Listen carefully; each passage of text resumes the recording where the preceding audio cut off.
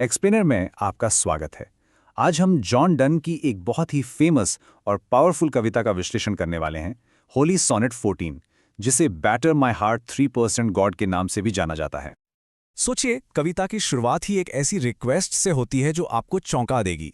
कोई भला भगवान से ये क्यों कहेगा कि मेरे दिल पर हमला करो?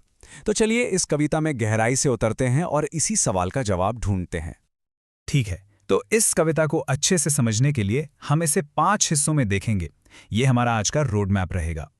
तो सबसे पहले ये जानना जरूरी है कि ये कवि जॉन डन थे कौन और उनका लिखने का अंदाज कैसा था, जिसे हम मेटाफिजिकल पोएट्री कहते हैं। डन एक मेटाफिजिकल पोएट थे। अब ये लोग एक खास चीज के लिए जाने जाते थे जिसे कहते हैं कॉन्सीट्स। ये होती क्या है? ये बहुत ही क्लेवर, कॉम्प्लेक्स और कभी-कभी तो एकदम शॉकिंग कंपैरिजंस होती हैं। मतलब किसी आध्यात्मिक एब्स्ट्रैक्ट आइडिया को किसी ठोस फिजिकल चीज से कंपेयर करना। इस कविता में हम ऐसी ही 2 जबरदस्त कॉन्सीट्स देखने वाले हैं।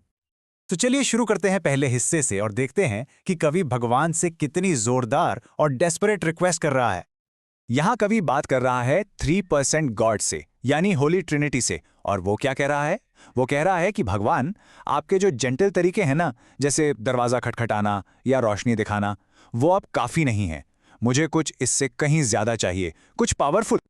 और यही बात इस स्लाइड को बहुत इंटरेस्टिंग बनाती है। देखिए, एक तरफ है भगवान के gentle actions, knock, breathe, shine, और दूसरी तरफ है कवि की violent demand, break, blow, burn. उसे लगता है कि वो पाप में इतना डूब चुका है कि उसे सिर्फ सुधारने से काम नहीं चलेगा, उसे पूरी तरह से तोड़कर, जलाकर बिल्कुल नया बनाना पड़ेगा। अब अपनी इस हालत को समझाने के लिए डन अपनी पहली बड़ी कंसीट का इस्तेमाल करते हैं। वो अपनी आत्मा की तुलना करते हैं एक ऐसे शहर से जिस पर कब्जा हो गया हो। सोचिए, उस जमाने में ये एक बहुत ही रियल और भयानक बात थी। तो इस कंपैरिजन से वो अपनी अंदरूनी लड़ाई की इंटेंसिटी दिखा रहे हैं। वो कह रहा है, मेरी आत्मा एक ऐसे शहर की तरह है जिस पर दुश्मन ने कब्जा कर लिया है। मैं आपको यानी भगवान को अंदर आने देना चाहता हूं, पर कुछ हो ही नहीं पा रहा। मेरी सारी कोशिशें बेकार हैं। तो इस मेटाफोर का मतलब क्या निकला? टाउन है कवि की आत्मा, दुश्मन है शैतान या पाप, और वाइसरॉय यानी गवर्नर है उसका अपना विवेक, उसकी रीजन। और हालत यह है कि ये वाइसरॉय या तो पकड़ा गया है या फिर गद्दार निकल गया है। मतलब वो खुद को बचा ही नहीं सकता। चलिए अब कविता के दूसरे हिस्से में चलते हैं। यहां मेटाफर एक शहर से बदलकर कुछ और ज्यादा पर्सनल हो जाता है, एक शादी का रिश्ता। यहां कवि अपनी उलझन बता रहा है। वो कहता है कि वो भगवान से तो बहुत प्यार करता है, लेकिन उसकी सगाई या कहें कि वादा भगवान के दुश्मन यानी पाप से हो चुका है।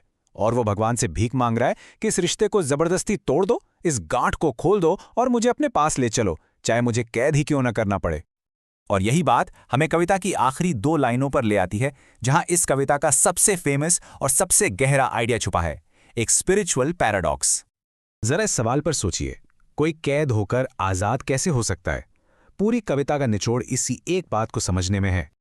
और ये आखिरी लाइनें इस पैराडॉक्स को ब्रिलियंटली सामने रखती हैं। कवि कहता है, मैं तब तक आजाद नहीं हो सकता जब तक आप मुझे अपना गुलाम नहीं बना लेते, और मैं तब तक पवित्र नहीं हो सकता जब तक आप मुझे जबरदस्ती अपना नहीं लेते। देखिए, इसका लिटरल मतलब नहीं निकालना है। कवि का कहना है कि असली आध्यात्मिक आज़ादी अकेले छोड़ दिए जाने में नहीं है, बल्कि ये तब मिलती है जब आप अपनी इच्छा को पूरी तरह से भगवान की शक्ति के आगे सरेंडर कर देते हैं।